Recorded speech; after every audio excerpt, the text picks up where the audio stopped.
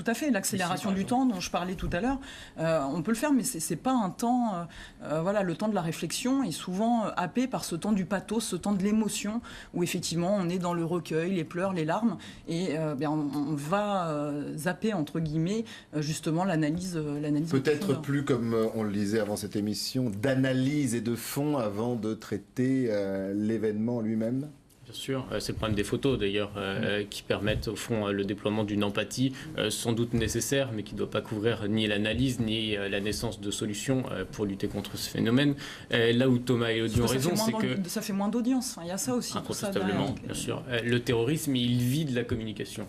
Et il est donc important de réfléchir aux moyens qui permettent de lutter contre, au fond, la médiatisation du message de ces terroristes. Et il est d'ailleurs intéressant de remarquer qu'un attentat aujourd'hui qui rate a autant de couverture médiatique au fond qu'un attentat qui réussit, et un attentat qui fait un mort a autant de couverture médiatique qu'un attentat qui fait des centaines de morts. Tout cela, les terroristes, ils l'ont compris, ils ont d'ailleurs des communicants, ils ont des moyens, ils ont de l'influence digitale et au fond c'est ces données-là qui doivent être analysées pour permettre d'être surmontées. Eh bien, vous savez quoi, on a déjà fait des émissions sur ce thème, on en refera, c'est promis. On va parler de rentrée, un peu de violence aussi quand même, beaucoup même de violence, rentrée compliquée pour Donald Trump qui a fait